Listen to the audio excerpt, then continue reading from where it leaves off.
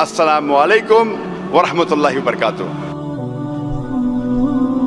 قرآن اور جدید سائنس۔ قرآن اللہ سبحانہ و تعالیٰ کی آخری وحی ہے جو نازل کی گئی تھی آخری پیغمبر محمد صلی اللہ علیہ وسلم پر۔ قرآن مجید ساری کائنات کی سب سے بہترین کتاب ہے۔ قرآن مجید ساری انسانیت کے لیے ایک پیغام ہے۔ قرآن مجید اللہ سبحانہ و تعالیٰ کی آخری کتاب ہے جو نازل ہوئی تھی محمد صلی اللہ علیہ وسلم پر۔ اگر کوئی کتاب کہتی ہے کہ وہ خدا کی طرف سے ہے تو اس کتاب پر فرض ہو جاتا ہے کہ وہ اپنے آپ کو ثابت کرے ہر دور میں اس کتاب کو ثابت کرنا ہوگا کہ وہ خدا کی طرف سے ہے۔ سینکڑوں سال پہلے وقت تھا، دور تھا معجزات کا، ایج آف میریکلز۔ الحمدللہ قرآن مجید is a miracle of miracles. قرآن مجید معجزوں کا معجزہ ہے۔ اس کے بعد آیا دور ادب کا، لٹریچر، پوئٹری۔ الحمدللہ مسلمان اور غیر مسلمان عربی داں یہ کہتے ہیں کہ عربی میں سب سے بہترین کتاب عربی ادب کے لحاظ سے وہ ہے قرآن مجید۔ اور اللہ سبحانہ و تعالیٰ چنوتی دیتے ہیں قرآن مجید میں۔ اللہ سبحانہ و تعالیٰ چیلنج کرتے ہیں سورہ بقرہ میں، سورہ نمبر 2 آیت نمبر 23 اور 24 میں اللہ سبحانہ و تعالیٰ کہتے ہیں وَإِن كُنتُمْ فِي رَيْبٍ مِّمَّا نَزَّلْنَا عَلَىٰ عَبْدِنَا، اور اگر آپ کو شک ہے کہ ہم نے یہ کتاب نازل کی ہمارے بندے پر، اگر آپ کو شک ہے فَأْتُوا بِسُورَةٍ مِّن مِّثْلِهِ، تو آپ ایک سورہ قرآن مجید جیسی پیش کیجئے۔ مِن مِّثْلِهِ، ہو بہو نہیں، قرآن مجید جیسی ایک سورہ آپ پیش کیجئے۔ وَادْعُوا شُهَدَاءَكُم مِّن دُونِ اللَّهِ إِن كُنتُمْ صَادِقِينَ، اور بلاؤ اپنے مددگار کو اور اپنے گواہ کو اللہ کے علاوہ اگر آپ سچے ہیں۔ فَإِن لَّمْ تَفْعَلُوا، اور اگر آپ نہیں پیش کر سکتے، وَلَن تَفْعَلُوا، اور آپ ہرگز پیش نہیں کر سکتے، فَاتَّقُوا النَّارَ الَّتِي وَقُودُهَا النَّاسُ وَالْحِجَارَةُ أُعِدَّتْ لِلْكَافِرِينَ، تو ڈرو اس آگ سے جس کا ایندھن انسان اور پتھر ہے، جو انکار کرنے والوں کے لیے تیار کیا ہے۔ اللہ سبحانہ و تعالیٰ ان دو آیتوں میں چنوتی دیتے ہیں، انسانوں کو چیلنج کرتے ہیں۔ یہ اس وقت دور تھا عربی ادب کا، اس وقت عربوں کو ناز تھا اپنی عربی زبان پر، اور وہ سمجھتے تھے کہ ان سے بہتر دنیا میں کوئی نہیں ہے۔ اس وقت اللہ سبحانہ و تعالیٰ قرآن مجید نازل کرتے ہیں اور ساری انسانیت کو چنوتی دیتے ہیں، چیلنج کرتے ہیں کہ اگر آپ کو شک ہے کہ یہ کتاب خدا کی طرف سے نہیں ہے تو آپ قرآن مجید جیسی ہو بہو نہیں، ملتی جلتی، ہو بہو تو دور کی بات ہے، ایک سورہ پیش کرو۔ اور قرآن مجید کی سب سے چھوٹی صورت ہے 3 آیتوں کی، صرف 10 الفاظ۔ بہت لوگوں نے کوشش کی، ایک انسان نے بھی کامیابی نہیں پائی، اور تا قیامت کوئی بھی قرآن مجید جیسی قریباً ایک سورہ بھی پیش نہیں کر پائیں گا۔ لیکن آج کا دور ادبی دور نہیں ہے، it's not an age of literature and poetry. اگر کوئی کتاب اپنے آپ کو خدا کی طرف سے کہتی ہے اور ادبی انداز میں کہتی ہے کہ دنیا چپٹی ہے، دنیا سپاٹ ہے، کیا آج کا جدید انسان اس بات کو تسلیم کرے گا؟ بالکل نہیں، کیونکہ آج کا دور ادبی دور نہیں ہے، آج کا دور ہے جدید سائنس کا دور۔ آج ہم کوشش کریں گے یہ تحقیق کرنے کی قرآن اور جدید سائنس ملتے ہیں یا ٹکراتے ہیں، قرآن اور جدید سائنس ملتے ہیں یا قرآن اور جدید سائنس ٹکراتے ہیں۔ اس موضوع پہ ہم انشاءاللہ تذکرہ کریں گے۔ ایک مشہور سائنسداں، فزسسٹ اور نوبل پرائز ونر جس کا نام البرٹ آئنسٹائن تھا، اس نے کہا science without religion is lame and religion without science is blind. Science مذہب کے بنا لنگڑی ہے اور مذہب سائنس کے بنا اندھا ہے۔ میں پھر سے دہراؤں گا، البرٹ آئنسٹائن جو فیمس فزسسٹ تھا اور نوبل پرائز ونر، اس نے کہا کہ سائنس مذہب کے بنا لنگڑی ہے اور مذہب سائنس کے بنا اندھا ہے۔ میں آپ کو یاد دلانا چاہتا ہوں کہ قرآن مجید سائنس کی کتاب نہیں ہے، SCIENCE، لیکن ہے سائنس کی کتاب، SIGNS۔ یہ ہے نشانیوں کی کتاب، آیتوں کی کتاب۔ اور قرآن مجید میں 6000 سے زیادہ نشانیاں ہیں، 6000 سے زیادہ آیتیں ہیں، ان میں سے 1000 سے زیادہ الحمدللہ سائنس کے بارے میں ذکر کرتی ہے۔ آج کی اس تقریر میں میں صرف ان سائنٹیفک فیکٹس، سائنس کے حقائق کے بارے میں ذکر کروں گا which have been established، جو سائنسداں ثابت کر چکے ہیں۔ Scientific hypotheses, scientific theories, scientific نظریہ، ان کے بارے میں ذکر نہیں کروں گا، کیونکہ ہم جانتے ہیں کہ many a time scientific hypothesis theories take U-turns۔ یہ سائنس کے نظریے جو ہیں کئی بار وہ اپنے نظریے سے پلٹ جاتے ہیں۔ اسی لیے اس تقریر میں صرف میں سائنٹیفک فیکٹس کے بارے میں ذکر کروں گا، سائنس کے حقائق کے بارے میں۔ سب سے پہلے ہم تذکرہ کریں گے ایسٹرونومی کے بارے میں، فلکیات کے بارے میں۔ 35 سے 40 سال پہلے کچھ سائنسداں نے تحقیق کی ایک موضوع پہ، تخلیق کائنات، مطلب کریشن آف دی یونیورس، اور ان سائنسداں نے کہا کہ ہماری کائنات سب سے پہلے ایک پرائمری نیبولا تھا، بنیادی گولا، ابتدائی گولا۔ اس کے بعد there was a secondary separation, دوسری جدائی، دوسری علیحدگی، اور ایک بڑا دھماکہ ہوتا ہے بگ بینگ۔ اس کے بعد وجود میں آیا گیلیکسیز، کہکشائیں، ستارے، سیارے، چاند، سورج، اور یہ زمین جس میں ہم رہتے ہیں۔ اسے سائنسداں نے کہا بگ بینگ، بڑا دھماکہ۔ یہ جو سائنسداں نے تقریباً 40 سال پہلے ڈھونڈا کس طریقے سے کائنات وجود میں آئیں، تخلیق کائنات، قرآن مجید میں اس کا ذکر 1400 سال پہلے ہے۔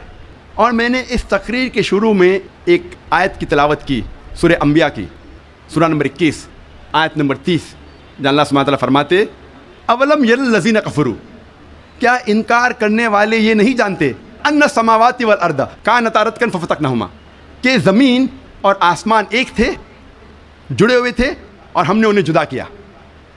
یہ جو تخلیق کائنات، creation of the universe, big bang, بڑا دھماکہ، جو سائنسداں کو 40 سال پہلے پتہ چلا، قرآن مجید میں اس کا ذکر ہے 1400 سال پہلے۔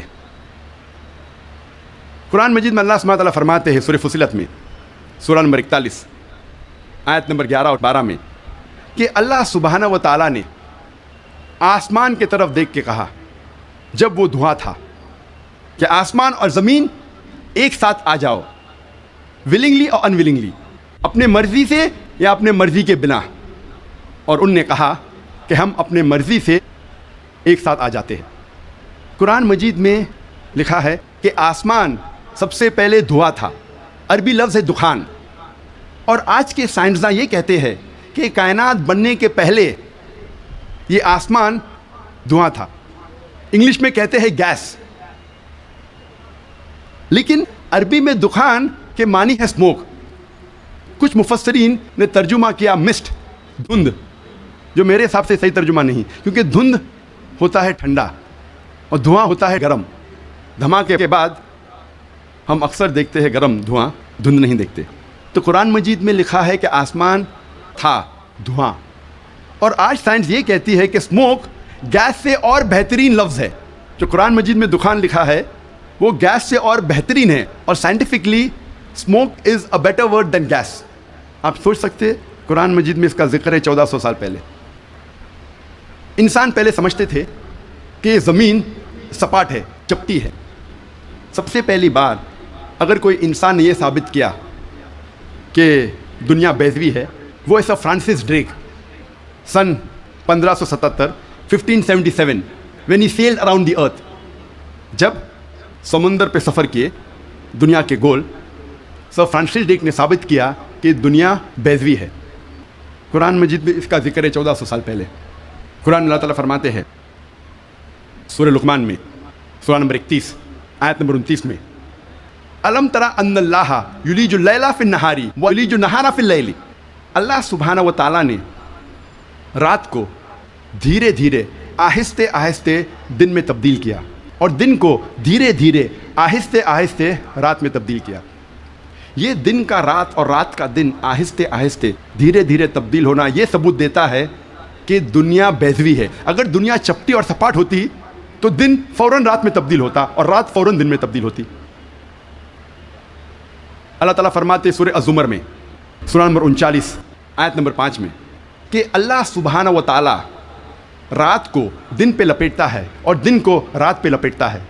قرآن میں عربی لفظ ہے قوارہ، جس کے معنی لپیٹنا.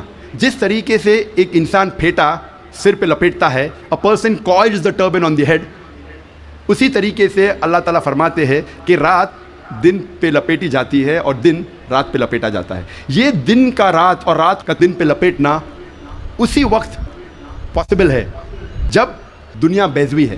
اگر دنیا چپٹی اور سپاٹ ہوتی تو یہ ممکن نہ ہوتا. قرآن مجید میں اللہ تعالیٰ فرماتے ہیں سورہ نازیات میں، سورہ نمبر 79 چیپٹر 79 آیت نمبر 30 میں، وَالْأَرْضَ بَعْدَ ذَلِكَ دَحَاهَا، اور اس کے بعد اللہ سبحانہ و تعالیٰ نے زمین کو پھیلایا بچھونا جیسے. دہا کہ ایک معنی ہے پھیلانا، اور دہا کی دوسری معنی آتا ہے عربی لفظ دھویا سے، جس کے معنی ہے بیضا، جس کے معنی ہے انڈا. اور ہم جانتے ہیں کہ دنیا گول ہے، بیضوی ہے، اور ہم یہ بھی جانتے ہیں آج کہ دنیا پوری طریقے سے گول نہیں ہے. وہ اوپر اور نیچے سے from the poles it is flattened, اوپر اور نیچے سے چپٹی ہے، جسے ہم کہتے ہیں انگریزی میں جیو اسفیئریکل ان شیپ، عرضی بیضوی. اور یہ لفظ جو دہا ہے وہ عام انڈے کے لیے نہیں ہے، عام بیضے کے لیے نہیں، خصوصاً شتر مرغ کے انڈے کے لیے، شتر مرغ کے بیضے کے لیے. اور جب ہم دیکھتے ہیں شتر مرغ کا بیضا انڈا اس جیو اسفیئریکل ان شیپ، عرضی بیضوی کی شکل میں ہے. آپ سوچ سکتے ہیں 1400 سال پہلے اس کتاب میں لکھا ہے کہ یہ زمین، یہ دھرتی اس جیو اسفیئریکل ان شیپ، عرضی بیضوی شکل میں ہے. پہلے انسان یہ سوچتے تھے یہ چاندنی جو ہے، چاند کی روشنی، یہ اس کی خود کی روشنی ہے. چند صدی پہلے ہمیں پتہ چلا کہ چاند کی روشنی، چاندنی اس کی خود کی روشنی نہیں ہے، یہ سورج کی لی ہوئی روشنی ہے، سورج کی منعکس شدہ ریفلیکٹڈ لائٹ ہے، بوروڈ لائٹ ہے. قرآن مجید میں اللہ سبحانہ تعالیٰ فرماتے ہیں سورہ فرقان میں سورہ نمبر 25 آیت نمبر 61 میں، اللہ سبحانہ و تعالیٰ نے آسمان میں برج رکھے، تاروں کے جھنڈ، اور اس میں رکھا سورج جس کے پاس خود کی روشنی ہے، سلگتا ہوا چراغ، اور رکھا چاند جس کی لی ہوئی روشنی ہے. قرآن میں سورج عربی میں کہا گیا ہے شمس، اور اس کی روشنی کو کہا گیا ہے سراج، وہاج اور دیا، جس کے معنی ہے سلگتا ہوا چراغ یا مشال یا دیا. تینوں کے معنی ہیں کہ سورج کی روشنی خود کی ہے. اور چاند کو کہا گیا ہے قرآن مجید میں قمر، اور چاندنی کو کہا گیا ہے منیر یا نور. منیر مینز بوروڈ لائٹ، لی ہوئی روشنی، یا نور میننگ ریفلیکٹڈ لائٹ، منعکس شدہ روشنی، ریفلیکٹڈ لائٹ.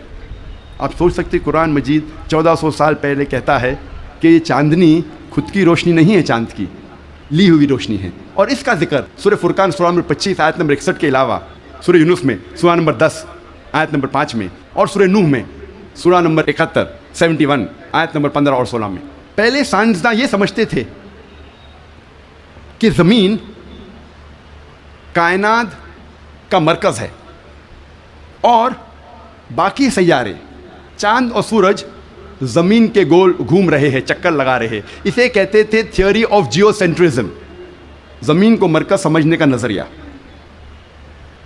اور یہ لوگ 2 صدی سے، ٹولمی کے وقت سے مانتے تھے، 16ویں صدی تک، جب تک کوپرنیکس نے کہا کہ زمین کے گول چاند اور سیارے نہیں چکر لگا رہے ہیں، لیکن سورج کے گول زمین، چاند اور باقی سیارے چکر لگا رہے ہیں، گھوم رہے ہیں. اسے کہتے تھے ہیلیو سینٹرک تھیوری، مطلب سورج کا مرکز ہونے کا نظریہ.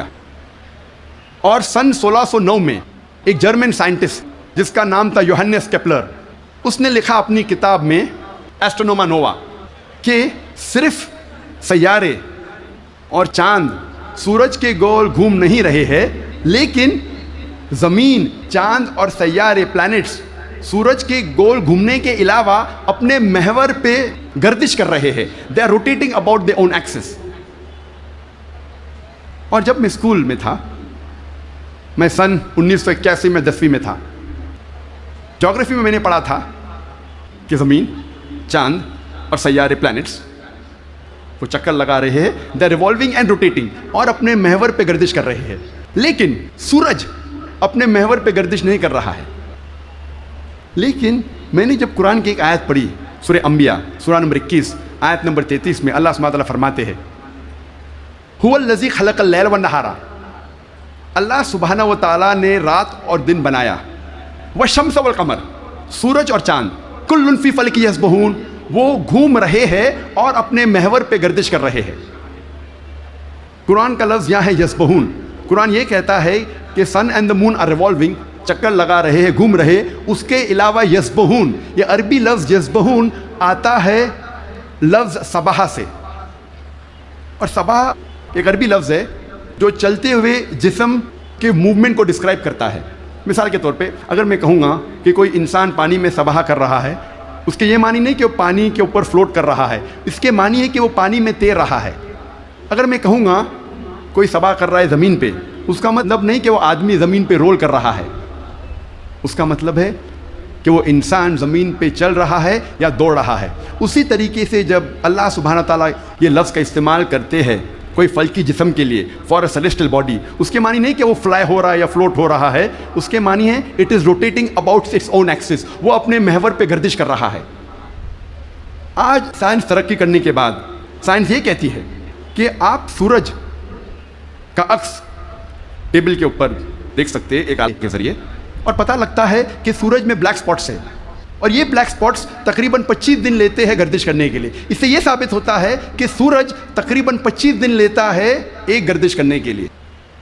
تو آج سائنس یہ تسلیم کرتی ہے کہ سورج بھی اپنے محور پہ گردش کر رہا ہے. جو میں نے اسکول میں تقریباً 28 سال پہلے پڑھا تھا کہ سورج واز اسٹیشنری، سورج گردش نہیں کر رہا ہے، تو 28 سال پہلے میں نے اسکول میں پڑھا.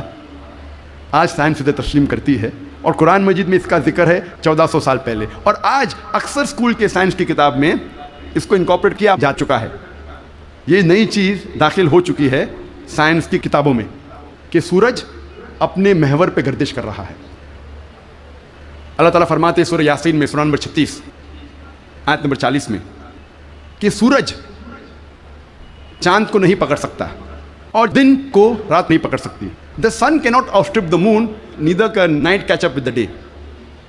کل فی فلک یسبحون، یہ اپنے محور پہ گردش کر رہے. اس کے معنی کہ چاند اور سورج کے جو ایکسس ہے، جو ریولیوشن کا ہے، وہ ڈیفرنٹ ہے، وہ علیحدہ ہے، اسی لیے وہ آپس میں کبھی نہیں ملیں گے.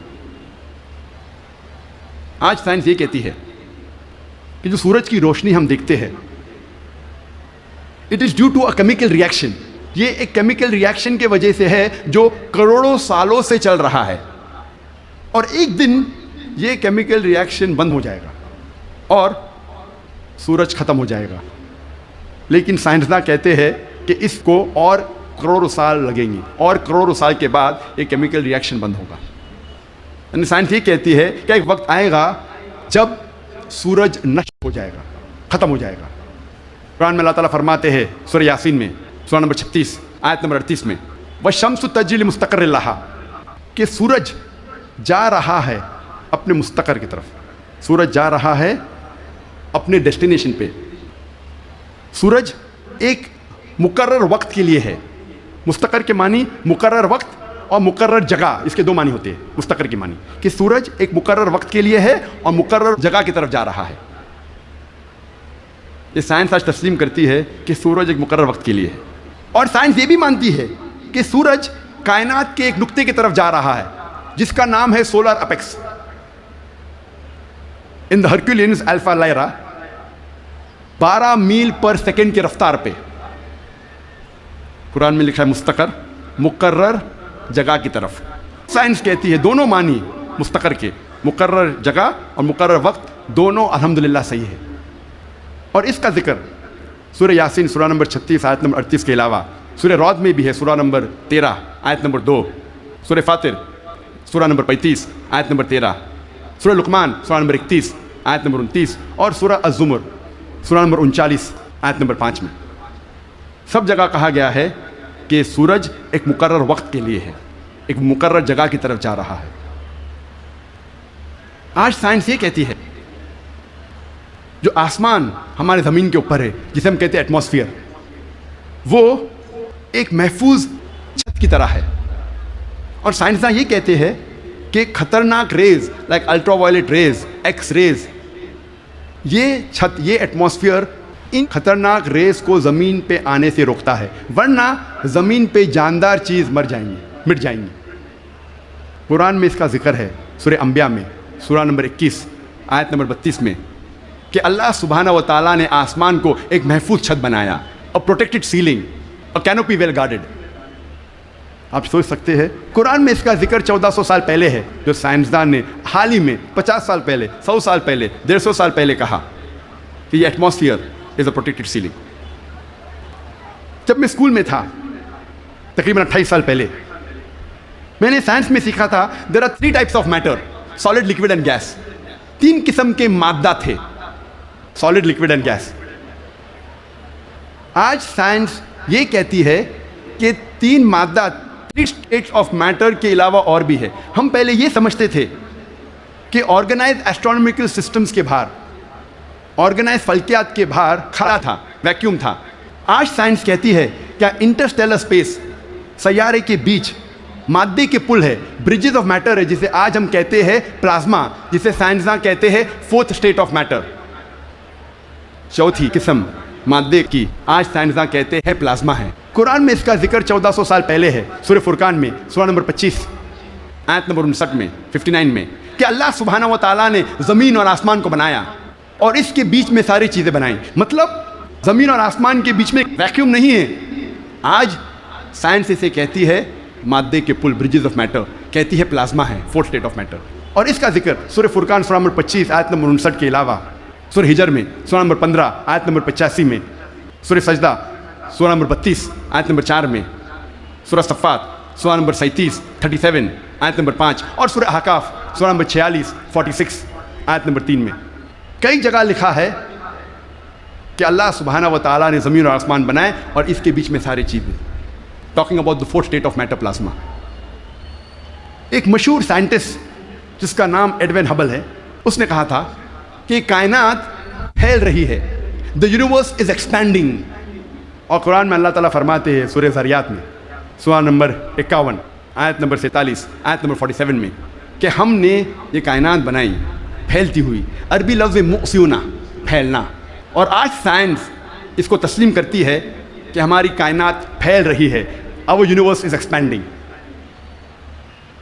کئی دشمن اسلام یہ کہیں گے، جو کرٹکس آف اسلام یہ کہیں گے کہ قرآن مجید میں فلکیات کا ذکر ہونا کوئی عجوبہ نہیں، نتھنگ گریٹ، کوئی بڑی بات نہیں ہے کہ قرآن مجید میں فلکیات کا ذکر ہے، کیونکہ عرب فلکیات میں ماہر تھے. میں اس بات کو مانتا ہوں کہ عرب فلکیات میں ماہر تھے، لیکن ان سے یہ کہنا چاہتا ہوں کہ قرآن مجید نازل ہونے کے بعد کچھ صدی بعد عرب فلکیات کے میدان میں ماہر بنے. تو قرآن مجید سے عرب نے فلکیات سیکھا، نہ کہ الٹا. اب ہم ذکر کریں گے طبیعت کا. طبیعت انگلش میں کہتے ہیں فزکس. اور کئی صدی پہلے ایک نظریہ تھا جسے کہتے ہیں ایٹمزم.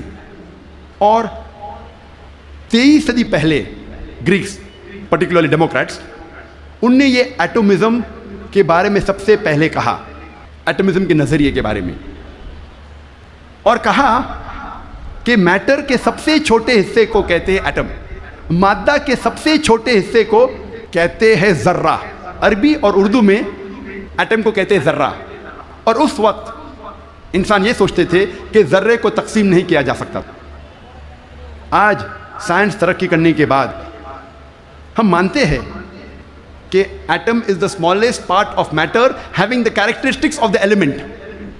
ذرہ مادے کا سب سے چھوٹا حصہ ہے جو ایلیمنٹ کے کیریکٹرسٹکس رکھتا ہے، لیکن یہ ذرہ تقسیم کیا جا سکتا ہے انٹو پروٹونز، الیکٹرونز، نیوٹرونز.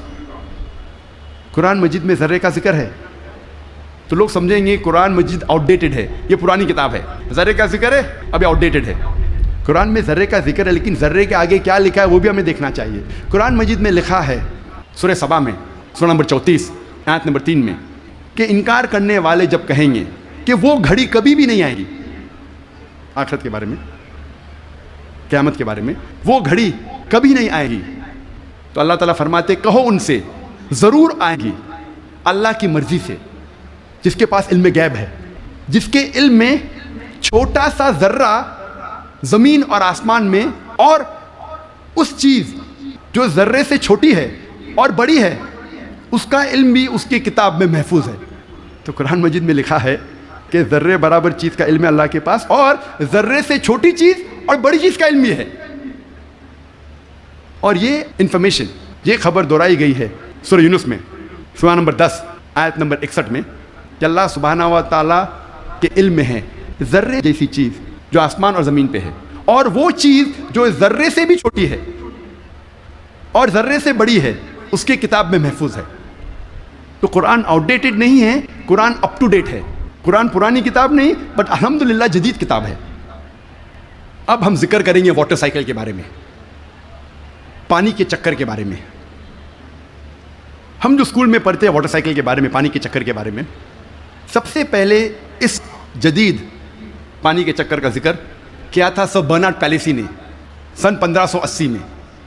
اور ہم جانتے ہیں، ہم نے اسکول میں پڑھا ہے کہ water evaporate from the ocean, پانی سمندر سے بھاپ بن کے اوپر جاتا ہے، جڑ کے بادل بنتا ہے، بادل جڑتے ہیں اور اندرونی حصے میں ہوا کے ذریعے جاتے ہیں، پھر ان کی تقسیم ہوتی ہے اور پانی بادل سے برستا ہے۔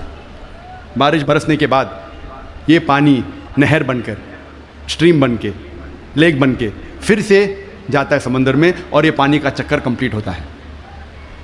پہلے لوگ کو 16ویں صدی کے پہلے اس کا علم نہیں تھا۔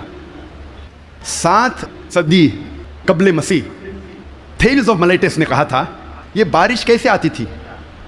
یہ جو اوشن کا سپرے ہے، سپرے آف دی اوشن، ہوا سے اٹھاتی تھی اور اندرونی حصے میں بارش جیسے برساتی تھی۔ یہ لوگ سمجھتے تھے بارش اس طریقے آتی تھی۔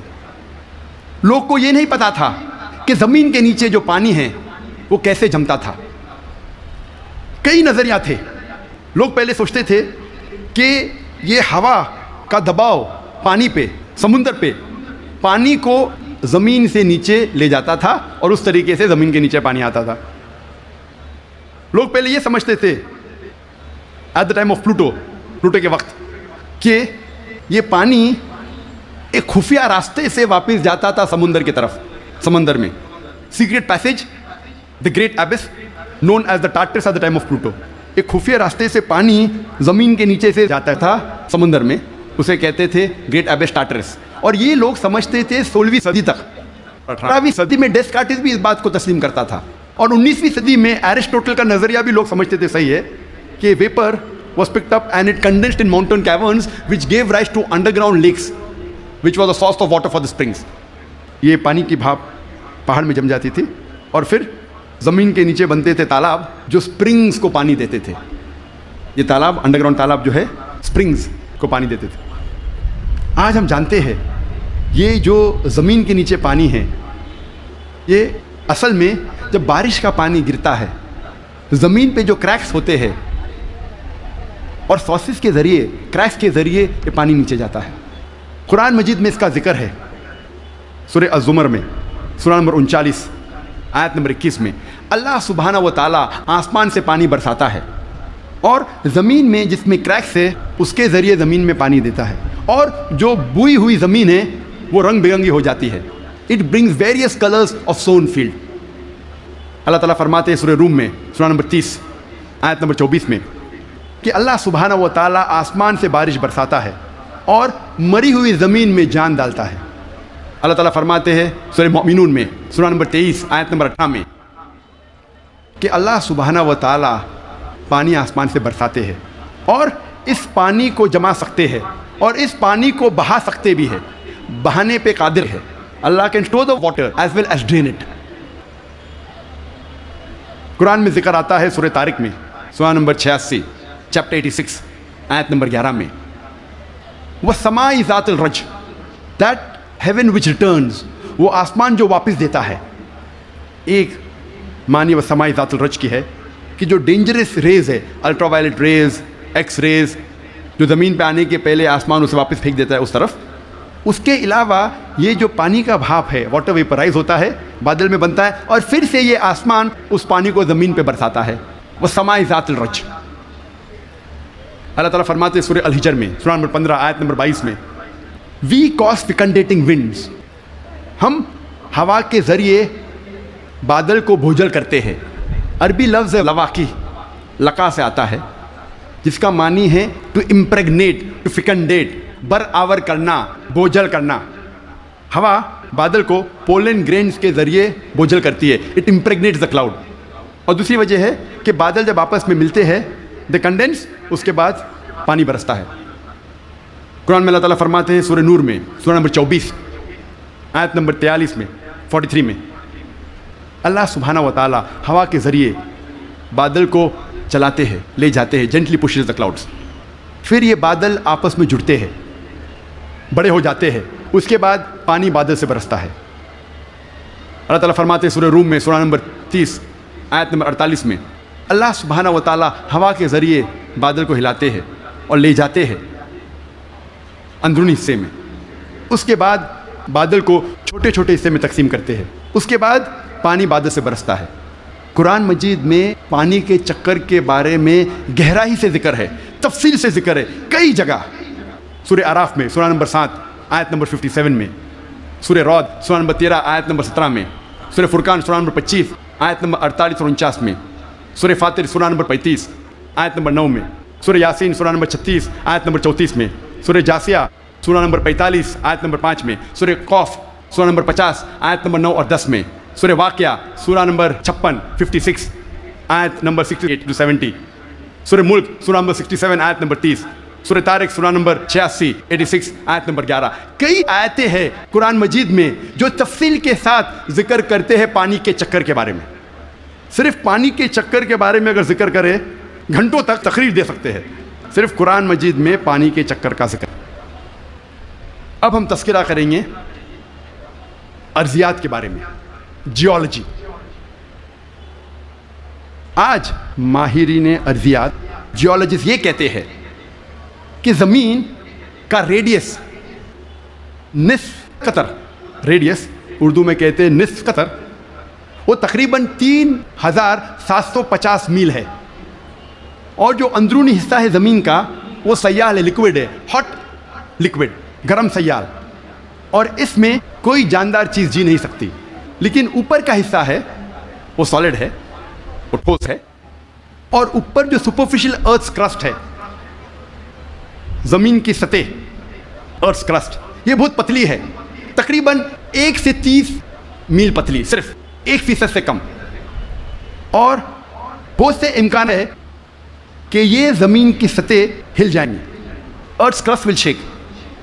آج سائنسداں یہ کہتے ہیں due to the folding phenomena it gives rise to mountain ranges. ایک فولڈنگ فنومینا ہے جس سے پہاڑ پیدا ہوتے ہیں، اور اس پہاڑ کی وجہ سے زمین کی سطح کو استحکام ملتا ہے، اسٹیبلٹی ملتی ہے.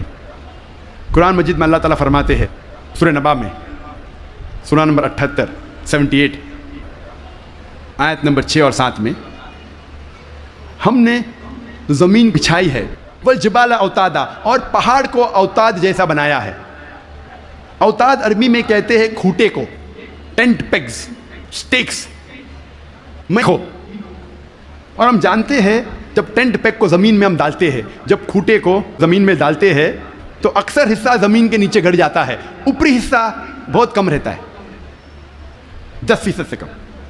جس طریقے سے آئس برگ پانی میں، برف کا گولا آئس برگ جو پانی میں دیکھتے ہیں صرف 10% پانی کے اوپر ہے، 90% سے زیادہ پانی کے نیچے. اسی طریقے سے پہاڑ، جو اوپری حصہ ہم پہاڑ کا دیکھتے ہیں وہ کھوٹے جیسا ہے، میخو جیسا ہے، ٹینٹ پیگ جیسا ہے. اوپر کا حصہ بہت چھوٹا ہے، اکثر تقریباً 90% زمین کے نیچے ہے. اور اس کی وجہ ہے کہ زمین کو استحکام، اسٹیبلٹی دیتا ہے. قرآن مجید میں اللہ تعالیٰ فرماتے ہیں سورہ نازعات میں، سورہ 79 آیت نمبر 32 میں، اور سورہ غاشیہ سورہ نمبر 88 آیت نمبر 19 میں، ہم نے پہاڑ کو زمین سے مضبوطی سے بنایا ہے. We have placed on the earth mountain standing firm. زمین پہ ہم نے پہاڑ مضبوطی سے بنایا ہے. ارضیات میں، جیولوجی کے میدان میں ایک بہت اہم کتاب ہے جو اکثر دنیا بھر جب جیولوجی کے سبجیکٹ میں اسے گائیڈ مانا جاتا ہے، اس کتاب کا نام ہے ارتھ، زمین. اور اس کے ایک لیکھک، ون آف دا آتھرس، اس کا نام ہے ڈاکٹر فرینک پریس، جو USA کے سائنس اکیڈمی کے پریزیڈنٹ تھے. اور ex president of USA Jimmy Carter کے سائنس ایڈوائزر تھے. ڈاکٹر فرینک پریس ارتھ کتاب میں پہاڑ کا نقشہ بناتے ہیں اور دکھاتے ہیں کہ پہاڑ کے جڑ زمین کے نیچے ہے ویج شیپ, اور لکھتے ہیں اپنی کتاب میں کہ پہاڑ کا اہم مقصد ہے کہ زمین کو استحکام دینا, to give stability to the earth. اور قرآن میں ہو بہو وہی ذکر ہے 1400 سال پہلے سورہ انبیاء میں سورہ نمبر 21 آیت نمبر 31 میں, سورہ نحل سورہ نمبر 16 آیت نمبر 15 اور سورہ لقمان سورہ نمبر 31 آیت نمبر 10 میں, کہ ہم نے زمین پر پہاڑ جما کے رکھا ہے تاکہ زمین نہ ہلے. تو قرآن میں لکھا ہے پہاڑ کا اہم مقصد ہے زمین کو ہلنے سے بچانا, to give stability to the earth, to prevent the earth from shaking. آپ سوچ سکتے ہیں قرآن مجید میں 1400 سال پہلے اس کا ذکر ہے, اور سائنسدان نے آج کل حال ہی میں 50 سال پہلے 100 سال پہلے 200 سال پہلے اسے تسلیم کیا, اور قرآن میں اس کا ذکر 1400 سال پہلے ہے. اب ہم تذکرہ کریں گے علم بحر کے بارے میں, اوشنوگرافی کے بارے میں. اور اوشنوگرافی کے فیلڈ میں قرآن مجید میں اللہ سبحانہ تعالیٰ فرماتے ہیں سورہ فرقان میں سورہ نمبر 25 آیت نمبر 53 میں 53 میں, اللہ سبحانہ و تعالیٰ نے 2 قسم کے پانی بنائے ہیں, ایک پینے والا اور میٹھا اور دوسرا کھارا اور کڑوا, اور دونوں کے بیچ اللہ نے ایک برزخ بنایا ہے, بنا دکھنے والا ایک ویل, ایک پردہ. عربی میں لفظ برزخ, برزخ کے معنی پردہ. جس طریقے سے انسان مرتا ہے اور واپس سے قیامت مٹنے کے پہلے ہم کہتے ہیں برزخ میں ہے, انسین, جو دیکھے نہیں جا سکتا ہے وہ زندگی. قرآن میں کہا گیا برزخ, نہ دیکھے جانے والا پردہ. قرآن میں پھر سے اس کا ذکر ہے سورہ رحمان میں سورہ نمبر 55 آیت نمبر 19 اور 20 میں, جو آج ہمارے ننھے سے قاری نے اس کی تلاوت کی. مرج البحرین یلتقیان بینہما برزخ الابگیان, کہ اللہ سبحانہ و تعالیٰ نے 2 قسم کے پانی بنائے جو آپس میں ملتے ہیں, لیکن ان کے درمیان ایک برزخ ہے, ان کے درمیان ایک پردہ ہے. لوگ پہلے جانتے تھے کہ 2 قسم کے پانی ہیں, کھارا اور میٹھا, کھارا پانی میٹھا پانی, لیکن مفسرین قرآن یہ نہیں سمجھ پاتے تھے اللہ تعالیٰ کیا کہنا چاہتا ہے جب کہتا ہے کہ کھارے اور میٹھے پانی کے درمیان برزخ ہے. پانی آپس میں ملتا ہے لیکن یہ ایک دوسرے سے گھل مل نہیں سکتا. کھارا پانی اور میٹھا پانی ملتا ہے لیکن ان کے درمیان برزخ ہے تاکہ ایک پانی دوسرے پانی میں مل نہیں سکے. تو مفسر قرآن یہ سمجھ نہیں پاتے تھے اللہ تعالیٰ کیا فرمانا چاہتا ہے. آج جو سائنس ترقی کرنے کے بعد اور علم بحر کے بارے میں ہم آج اور جانتے ہیں, جب پروفیسر ہے جو USA کے مشہور ماہر ہے علم بحر میں, یہ سائنٹسٹ نے کہا اس کے معنی ہیں آج ہم جانتے ہیں کہ جب بھی میٹھا پانی کھارے پانی میں جاتا ہے, بہتا ہے, وہ میٹھا پانی اپنی مٹھاس کو کھو دیتا ہے اور کھارا بن جاتا ہے, اور اس کے درمیان دیر از اے ٹرانزیشنل ہوموجنائزنگ ایریا, جو عربی میں قرآن میں لکھا ہے برزخ, ایک پردہ. آج جو سائنس نے جانا, قرآن مجید نے 1400 سال پہلے لکھا کہ کھارے اور میٹھے پانی کے درمیان ہے ایک پردہ. یہ پانی ملتا ہے لیکن آپس میں گھل مل نہیں سکتا. They meet but they do not mix. اور سب سے بہترین مثال جو ہم آنکھ سے دیکھ سکتے ہیں وہ ساؤتھ افریقہ میں in the southern part in the Cape area, دونوں کھارا اور میٹھا پانی ملتا ہے. ہم دیکھ سکتے ہیں, ہم یہ بھی دیکھتے ہیں کہ دونوں پانی کا رنگ الگ ہے.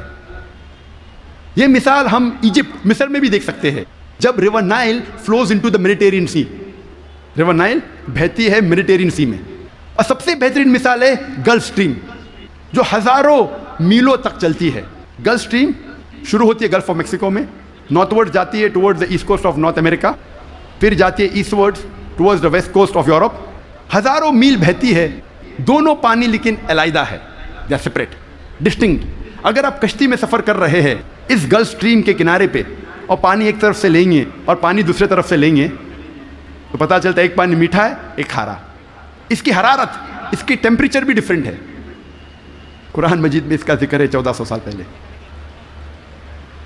میں اور ایک مثال پیش کروں گا قرآن مجید میں علم بحر کی.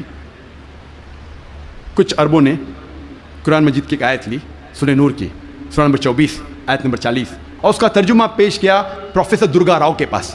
پروفیسر درگا راؤ اس وقت کنگ عبدالعزیز یونیورسٹی جدہ میں پڑھاتے تھے اور وہ ماہر تھے علم بحر میں. He was a Marine geologist. اور ترجمہ پیش کیا اور کہا آپ کا اس قرآن کی آیت پہ کیا خیالات ہے۔ قرآن مجید میں لکھا ہے سورہ نور میں سورہ نمبر 24 آیت نمبر 40 میں کہ انکار کرنے والوں کے ذہن کی کیفیت ایسی ہے جس طریقے سے سمندر کے گہرائی میں اندھیرے پر اندھیرا، موج پر موج، لہر پہ لہر، اس کے اوپر بادل، جب انسان اپنے ہاتھ کو آگے کرتا ہے وہ دیکھ نہیں سکتا۔ اللہ جسے روشنی نہیں دیتا وہ دیکھ نہیں سکتا۔ یہ آیت کا ترجمہ سننے کے بعد پروفیسر درگا راؤ نے کہا کہ یہ عام سمندر کا ذکر نہیں ہے، یہ ایک گہرے سمندر کا ذکر ہے۔ اور پہلے انسان یہ نہیں جانتا تھا کہ سمندر کی گہرائی میں اندھیرا تھا۔ سینکڑوں سال پہلے، 100-200 سال پہلے جب سب مرین ایجاد ہوئی اور جب انسان سمندر کی گہرائی میں گیا تب انہیں پتہ لگا اور تب محسوس ہوا کہ سمندر کی گہرائی میں اندھیرا ہے۔ عام انسان 20 میٹر سے زیادہ جب سمندر میں اندر جاتا ہے تو وہ تیر نہیں سکتا، اور 200 میٹر سے زیادہ اندر جائے گا بنا کوئی آلہ کے، بنا کوئی ایکوپمنٹ کے، تو انسان مر جائے گا۔ آج سب مرین کے ذریعے ہم انڈر واٹر جا سکتے، ہمیں پتہ چلتا ہے کہ سمندر کی گہرائی میں اندھیرا ہے۔ پروفیسر درگا راؤ نے کہا اندھیرا 2 وجہ کے لیے ہے۔ سب سے پہلی وجہ ہے جب روشنی پانی میں داخل ہوتی ہے، روشنی کی کرن، تو ایک کے بعد ایک رنگ پانی میں جذب ہوتا ہے۔ آج سائنس یہ کہتی ہے کہ روشنی کی کرن 7 رنگ سے بنی ہوئی ہے، وب گیور، وائلٹ، انڈیگو، بلو، گرین، یلو، اورنج اور ریڈ۔ وائلٹ، انڈیگو، بیگنی، بلو، نیلا، گرین، ہرا، یلو، پیلا، اورنج، نارنگی، ریڈ، لال۔ سب سے پہلے 10 یا 15 میٹر پانی کے نیچے لال رنگ جذب ہو جاتا ہے، اسی لیے انسان اگر پانی میں 30 میٹر کی گہرائی پہ جاتا ہے، اگر اسے چوٹ لگتی ہے اور خون بہنے لگتا ہے تو وہ انسان اپنے خون کا لال رنگ دیکھ نہیں سکے گا۔ 30 سے 50 میٹر جذب ہوتا ہے نارنگی رنگ، 50 سے 100 میٹر کے درمیان پانی کے نیچے جذب ہوتا ہے پیلا رنگ، 100 سے 200 میٹر کے درمیان جذب ہوتا ہے ہرا رنگ، اور 200 میٹر کے بعد پانی کے نیچے جذب ہوتا ہے نیلا رنگ، اور اس کے نیچے پورا اندھیرا ہے۔ قرآن مجید میں لکھا ہے انکار کرنے والے کی ذہن کی کیفیت، انکار کرنے والے جو خدا کا انکار کرتے ہیں، جو خدا میں نہیں مانتے، اللہ سبحانہ وتعالیٰ میں نہیں مانتے، انکار کرنے والے کی ذہن کی کیفیت ایسی ہے جس طریقے سے گہرے سمندر میں اندھیرا پہ اندھیرا، لہر پہ لہر، اس کے اوپر بادل۔ دوسری وجہ اندھیرے کی ہے، پروفیسر درگا راؤ کہتے ہیں وہ ہے بادل۔ جب سورج کی روشنی آتی ہے کئی بار بادل اس روشنی کو جذب کر لیتا ہے، اس لیے بادل کے نیچے ہم دیکھتے ہیں اندھیرا، اور جو روشنی بادل کے ذریعے جذب نہیں ہوتی اور جب سمندر میں جاتی ہے، کئی بار جو سمندر کے اوپر لہریں ہیں وہ لائٹ ریز کو ریفلیکٹ کرتی ہے، اور جو لائٹ ریز، جو روشنی کی کرن ریفلیکٹ نہیں ہوتی وہ سمندر میں داخل ہوتی ہے، اور جیسے میں نے کہا ایک رنگ کے بعد ایک رنگ جذب ہوتا ہے۔ لیکن قرآن مجید میں لکھا ہے انکار کرنے والے کی ذہن کی کیفیت ایسی ہے جس طریقے سے گہرے سمندر میں اندھیرے پہ اندھیرا، لہر پہ لہر۔ اس کی کیا معنی؟ لہر پہ لہر۔ ہم انسان جانتے تھے کہ سمندر کے اوپر لہر ہے، لیکن سن 1900 میں ہمیں پتہ لگا کہ سمندر کے نیچے بھی لہر ہے، اسے کہتے ہیں انٹرنل ویوز، اندرونی لہر، جو ڈفرینشیٹ کرتی ہے superficial part of the ocean کو deep part of the ocean سے۔ یہ اندرونی لہر تقسیم کرتی ہے سمندر کو اوپری سے اور اندرونی حصے میں۔ اوپری حصہ superficial part is lit up and warm, گرم ہوتا ہے اور اس میں روشنی ہوتی ہے۔ جو گہرا بھاگ ہوتا ہے سمندر کا وہ اندھیرا ہوتا ہے اور ٹھنڈا ہوتا ہے۔ یہ انٹرنل ویوز، اندرونی لہر، ہمیں پتہ چلی تقریباً 110 سال پہلے۔ قرآن میں لکھا ہے لہر پر لہر، یعنی اندرونی لہر کے اوپر ہے سپرفیشل ویوز۔ اسی لیے مچھلیاں بھی جب گہرائی میں جاتی ہے وہ دیکھ نہیں سکتی، اپنی خود کی روشنی لے جاتی ہے، due to chemical reaction مچھلی خود کی روشنی کے ذریعے دیکھ سکتی ہے گہرے اندھیرے میں۔ پروفیسر درگا راؤ نے کہا کہ یہ کتاب قرآن مجید انسان کی لکھی ہوئی کتاب ہو ہی نہیں سکتی،